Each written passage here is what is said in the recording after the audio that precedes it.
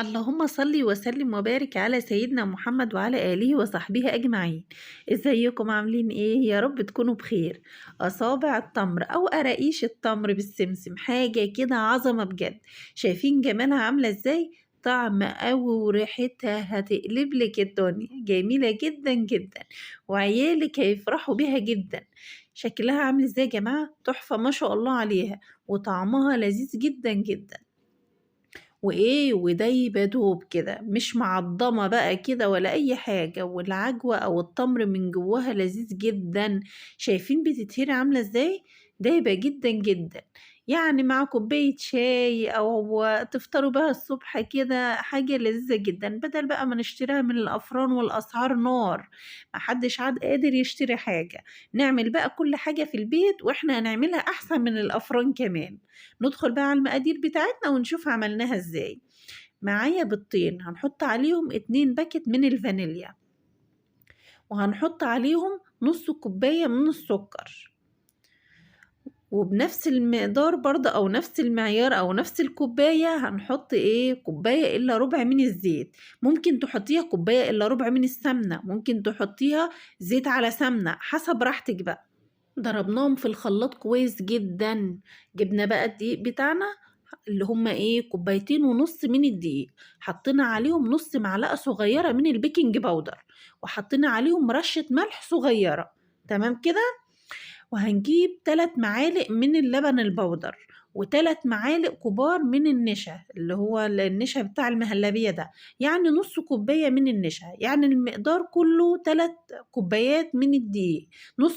كوبايتين ونص دقيق، ونص كوباية من النشا. تمام كده.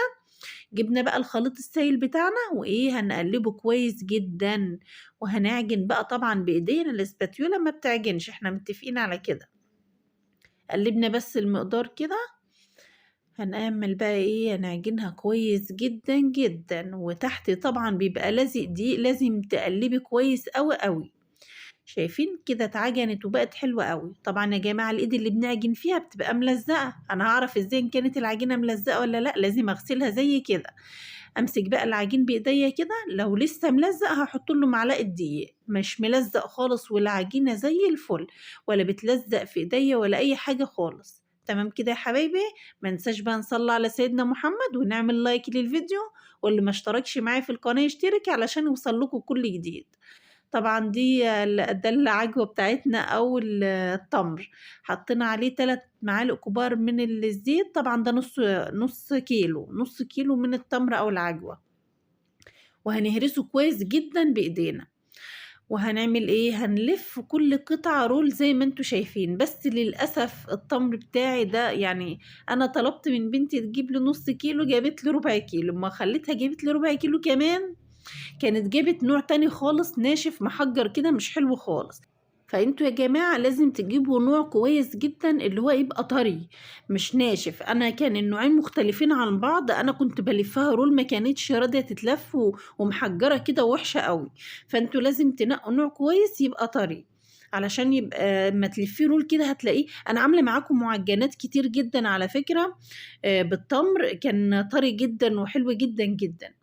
شايفين يا جماعة أنا فردتها كويس قطعة العجين بالنشابة وهنحط فيها وهنقطعنا الزوايد طبعا علشان خاطر تبقى مربعة ومتساوية زي ما انتوا شايفين. طبعا قطعة التمر مش على قد قطعة العجين، فبنزودها عادي جدا. شايفين يا جماعة. هنلفها بقى رول كده،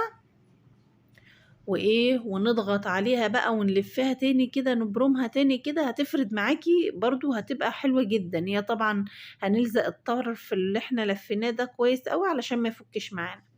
هنلفها رول برضو كده. شايفين يا جماعة القطعة بتكبر معانا وبتتلف وبتبقى حلوة قوي. طبعا احنا قطعة العجين برضو حاولي ما تلفهاش كتير. يعني اول ما تلف مع قطعة التمر وخلاص كده اقطعي الزوايد، علشان خاطر ما يبقاش فيها عجين كتير.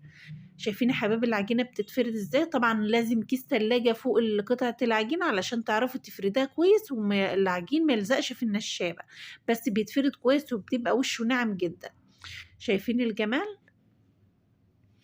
أنا فردتها طبعًا كويس أوي بالنشابة، وإيه وفوقيها برضه كيس تلاجة يا جماعة، لازم كيس تلاجة تفرديه كده.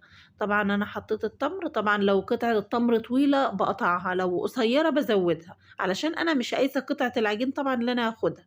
طبعًا شايفة أنا لفيتها خلاص كده لزقت، يعني اللي اتلفت خلاص بالتمر، هاقطع الزوايد علشان خاطر ما تبقاش كبيرة معانا. أنا أصلًا كده يعني عاملة القطع كبيرة مش عاملاها صغيرة.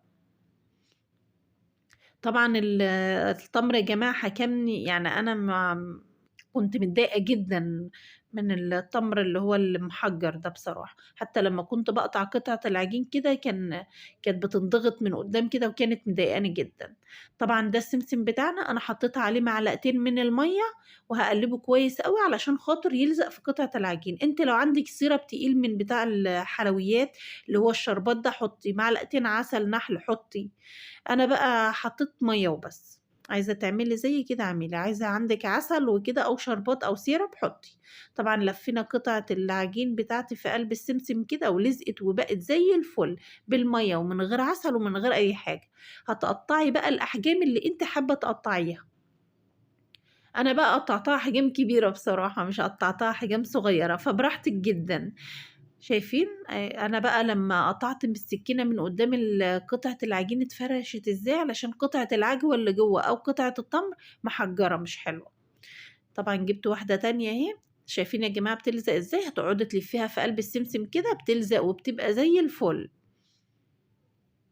والسمسم ده بقى إيه، بيخلّي طعمها جميل جدًا، جدًا، جدًا، والله القراقيش دي تجنن، طعمها جميل ما شاء الله عليها. هنحطها بقى كده ونقطّع برضه الأحجام اللي إحنا حابين نقطّعها، كبيرة، صغيّرة، براحتك جدًا. شايفين أنا باقطع إزاي، ما بتتقطعش يا جماعة من قدّام، علشان خاطر التمر أو العجوة اللي جوّه محجّرة ومش حلوة خالص. شايفين أنا حطيتها في صينية مش مدهونة أي مادة دهنية، هنحطها في الرف الوسطاني على درجة حرارة 200 من غير ما نولّع الشواية. لو احمرِّت من تحت ولسه ما احمرِّتش من فوق، هنفصل الفرن ونولّع الشواية دقيقتين كده. شايفين جمالها؟ جميلة جدًا وريحتها والله تجنن، ريحتها كانت قالبة البيت كلّه، ودايبة دوب كده. شايفين؟ مش معضّمة بقى، شايفين بتتهري إزاي؟ ما شاء الله عليها، لذيذة جدًا، جدًا، والعيال كانوا فرحانين بها أوي. والعجوة أو التمر من جوّه وريحتها يعني ما أقولكيش، والسمسم مدّيها طعم فظيع يعني ما أقولكيش على طعمتها. ما ننساش بقى يا جماعة نعمل لايك للفيديو، وبألف هنا وشفا للي جرّبه.